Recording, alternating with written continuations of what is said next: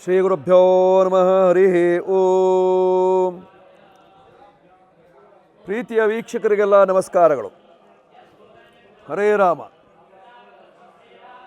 ಅರ್ಧಕಾಯಂ ವೀರ್ಯಂ ಚಂದ್ರಾದಿತ್ಯ ವಿಮರ್ದನಂ ಸಿಮಿಕಾ ಗರ್ಭಸಂಭೂತಂ ತಂ ರಾಹುಂ ಪ್ರಣಮಾಮ್ಯಹಂ. ಶ್ರೀರಾಹವೇ ನಮಃ. ಆತ್ಮೀಯರೇ, ಮನುಷ್ಯನ ಜೀವನದಲ್ಲಿ ಅತಿ ಕಷ್ಟವನ್ನು ಕೊಡತಕ್ಕಂತಹ ಗ್ರಹವೇ ರಾಹುವಾಗಿರ್ತಕ್ಕಂಥವನು. ವೈವಾಹಿಕ ಜೀವನಕ್ಕೆ ಮಾರಕವಾಗಿರ್ತಕ್ಕಂಥವನು, ದಾಂಪತ್ಯವನ್ನು ನಾಶ ಮಾಡತಕ್ಕಂಥವನು, ದೇಹದಲ್ಲಿ ಬಾಧೆಯನ್ನು ಕೊಡತಕ್ಕಂಥವನು. ಜೊತೆಯಲ್ಲಿ ರಾಹು ಜನ್ಮಜಾತಕದಲ್ಲಿ ದೋಷವಾಗಿದ್ದಾನೆ ಅಂತ ಆದಾಗ ರಾಹುವಿನಿಂದ ಹಲವಾರು ಸಮಸ್ಯೆಗಳು ಉಂಟಾಗ್ತದೆ. ನರದೌರ್ಬಲ್ಯ ಉಂಟಾಗ್ತದೆ, ಬುದ್ಧಿಗೆ ತೊಂದರೆ ಉಂಟಾಗ್ತದೆ, ಅಥವಾ ಬ್ರೇನಿಗೆ ತೊಂದರೆ ಉಂಟಾಗ್ತದೆ, ಅಥವಾ ಕತ್ತು ನೋವು, ಸೊಂಟ ನೋವು ಇತ್ಯಾದಿಗಳು ಇದ್ದೇ ಇರ್ತದೆ. ಈ ನರವ್ಯಾಧಿಗಳನ್ನು ಪರಿಹಾರ ಮಾಡಿಕೊಳ್ಳಬೇಕು ಅಂದರೆ ರಾಹು ಶಾಂತಿಯನ್ನು ಮಾಡಿಕೊಳ್ಬೇಕಾಗಿರ್ತಕ್ಕಂತಹದ್ದು. ರಾಹು ಮನುಷ್ಯನ ಜೀವನದಲ್ಲಿ ಹಲವಾರು ಸಂಕಷ್ಟವನ್ನು ತರ್ತದೆ.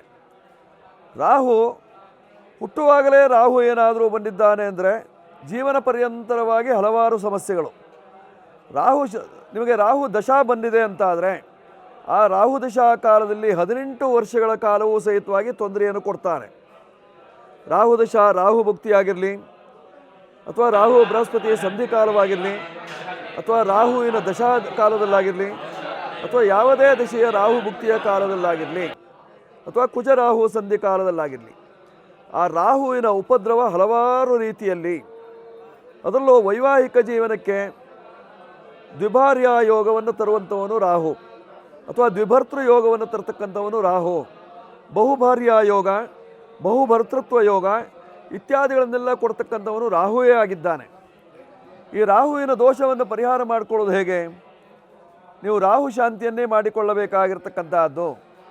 ರಾಹುವಿಗೆ ಹೇಳಿರ್ತಕ್ಕಂಥ ಓಂ ಕಯಾನಶ್ಚಿತ್ರ ಆಭುವಧೂತಿ ಸದಾವೃತ ಸಖಾ ಕಯಾ ಸಚಿಷ್ಟಯ ವೃತ ಸ್ವಾಹ ರಾಹವೈದನ್ನ ಮಮ, ಈ ಮಂತ್ರದ ಮೂಲಕವಾಗಿ ನೀವು ಹೋಮವನ್ನು ಮಾಡಿಕೊಳ್ಳಬೇಕಾಗಿರ್ತಕ್ಕಂಥದ್ದು. ಧಾನ್ಯದಿಂದ ಹೋಮವನ್ನು ಮಾಡಿದಾಗ ಶೀಘ್ರವಾಗಿ ರಾಹು ಸುಪ್ರೀತನಾಗ್ತಾನಂತೆ. ಈ ಧಾನ್ಯದಿಂದ ಹೋಮ ಮಾಡುವುದು ಹೇಗೆ? ಧಾನ್ಯದಿಂದ ಹೋಮ ಮಾಡುವಂತಹ ಸಂದರ್ಭದಲ್ಲಿ ಯಜಮಾನನ ತೂಕದ 1/4 ಹೋಮಕ್ಕೆ ಉಪಯೋಗಿಸಬೇಕಾಗಿರ್ತಕ್ಕಂಥದ್ದು. 4 ಭಾಗವನ್ನಾಗಿ ಮಾಡಿ 1 ಭಾಗವನ್ನು ಗೋಶಾಲೆಗೆ ಕೊಡಬೇಕು, ಅರ್ಥಾತ್ ಹಸುಗಳಿಗೆ ನೀಡಬೇಕು.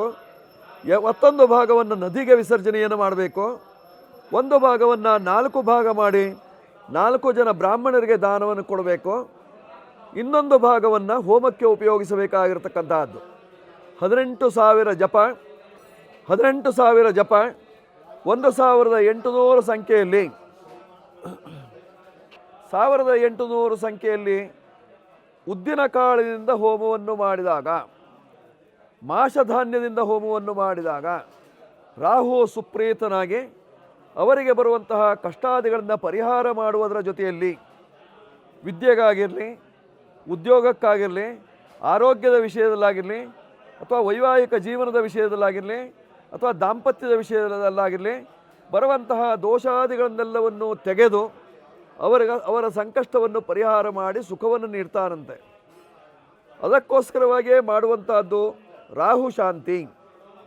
ರಾಹು ನವಗ್ರಹಗಳಲ್ಲಿ 8ನೇ ಗ್ರಹವಾಗಿರ್ತಕ್ಕಂಥವನು. ಸದಾ ಕಾಲದಲ್ಲೂ ತೊಂದರೆಯನ್ನು ಕೊಡುವಂತಹ ಗ್ರಹವಾಗಿರ್ತಕ್ಕಂಥವನು. ನಮ್ಮ ಮೂಲಾಧಾರ ಚಕ್ರದಿಂದ ಆರಂಭಿಸಿ ಶಿರೋಭಾಗದಲ್ಲಿರ್ತಕ್ಕಂತಹ ಸಹಸ್ರಾರ ಚಕ್ರದವರೆಗೂ ತೊಂದರೆಯನ್ನು ಕೊಡ್ತಾನಂತೆ. ಆ ತೊಂದರೆಯನ್ನೆಲ್ಲ ಪರಿಹರಿಸುವುದಕ್ಕೋಸ್ಕರವಾಗಿ ಮಾಡುವಂತಹ ರಾಹು ಶಾಂತಿ ಅತ್ಯಂತ ವಿಶೇಷವಾಗಿರ್ತಕ್ಕಂತಹದ್ದು. ಹೀಗಿರುವಾಗ ರಾಹು ಶಾಂತಿಯನ್ನು ಮಾಡಿಸಿಕೊಳ್ಳುವಂತಹ ವಿಧಾನವನ್ನು ತಾವೆಲ್ಲ ತಿಳಿದುಕೊಂಡಿದ್ದೀರಿ. ನಿಮ್ಮ ಜಾತಕದಲ್ಲಿ ರಾಹುವಿನ ದೋಷ ಇದೆಯೋ, ಅಥವಾ ರಾಹುವಿಗೆ ಸಂಬಂಧಪಟ್ಟಂತಹ ತೊಂದರೆಗಳಿದ್ದಾವೋ, ಅದಕ್ಕೆ ರಾಹು ಶಾಂತಿಯನ್ನು ಮಾಡಿಸ್ಕೊಳ್ಳಿ. ಆಗ ನಿಮಗಿರ್ತಕ್ಕಂತಹ ಸಂಕಷ್ಟಗಳೆಲ್ಲ ದೂರವಾಗುವಂತಹ ಲಕ್ಷಣಗಳಿದ್ದಾವೆ. ಅದನ್ನು ಮಾಡಿಸಿಕೊಳ್ಳುವುದರಿಂದ ಕ್ಷೇಮ ಉಂಟಾಗುವಂತಹ ಲಕ್ಷಣ ಇದೆ. ಯೋಚನೆ ಮಾಡಬೇಡಿ, ಅದಕ್ಕೆ ಪರಿಹಾರವನ್ನು ಕಂಡುಕೊಳ್ಳಿ.